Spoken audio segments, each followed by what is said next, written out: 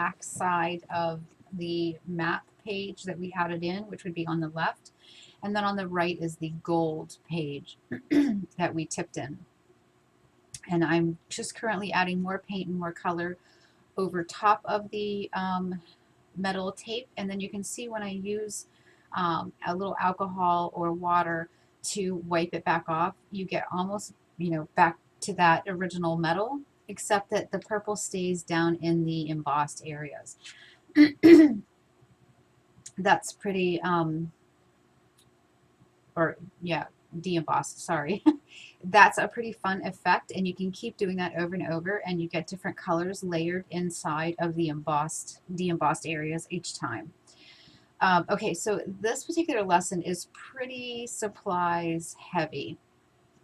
I generally try not to do a lot of that where you really kind of need the same or similar items, but in this particular page, you really do need some fun foam. I chose black, but you can do it with any color. If you don't like the color that you have, you can just alter it.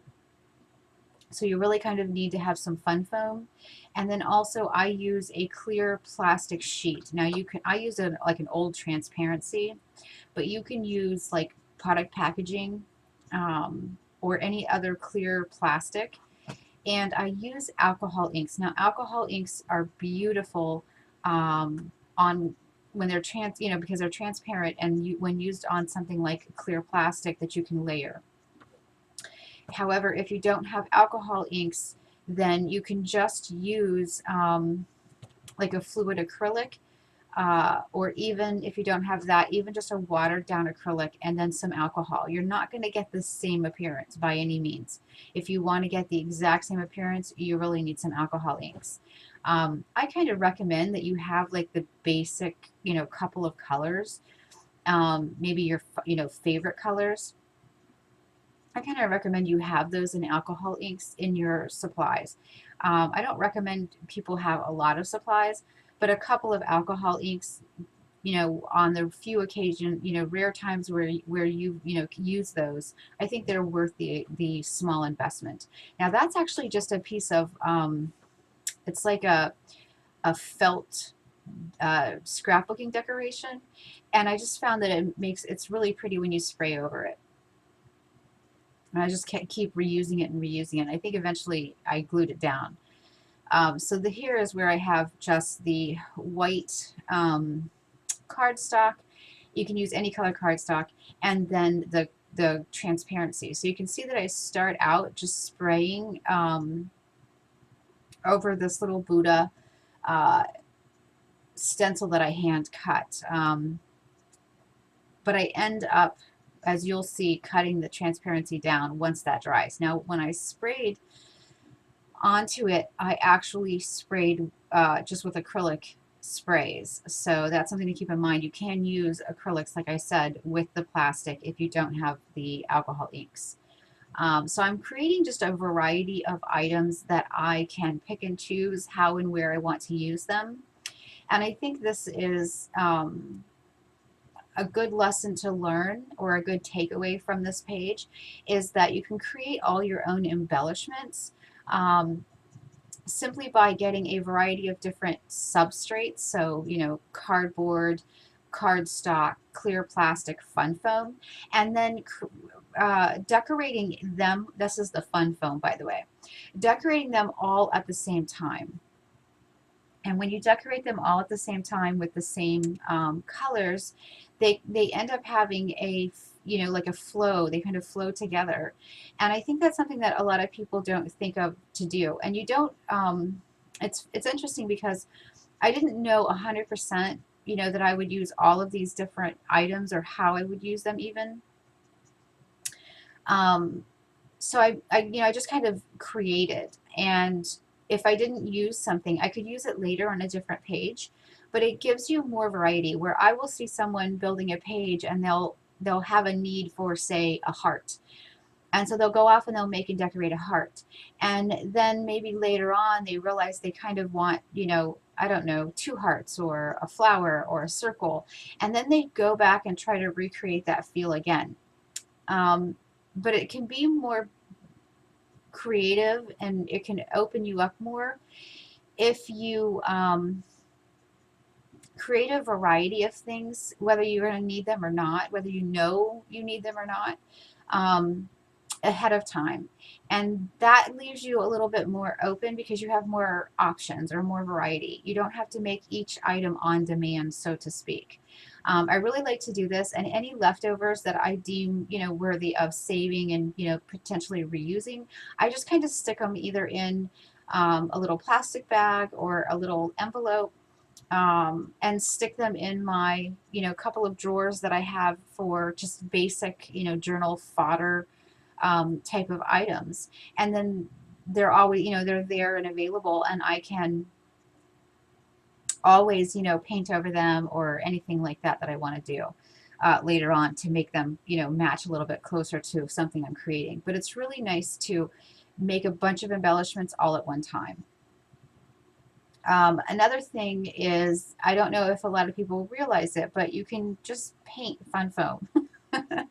um, we know that because we use fun foam for stamps and that type of thing, but I rarely see anyone using fun foam as an embellishment and simply painting it. Um, but it's totally paintable, which you can see clearly here. It's also heatable, and it's not just heatable to put like heating it and stamping something into it to get a pattern for a stamp. But it's also, you also can heat it too, because it changes the outward appearance of the foam itself. Like in this particular case, I heat these, and the little edges of the hearts kind of expand a little bit, and they get this really cool, interesting look to them that they don't have if they're not heated. So there's more than one reason to, do some of the things that we do. You have noticed that I kind of poked into this, creating into the fun foam, creating little impressions into it, which then, just like with the metal tape, gives you that de-embossed kind of appearance, and that's something to keep in mind. Here I'm just creating similar hearts and embellishments on white cardstock. I don't know whether or not I'll, need any of this stuff. Again, it's just a matter of giving myself plenty of variety, plenty of options, really. So here I'm just using like a little piece of sponge, I guess, that I got from something else, and decided I kind of like the pattern that it makes.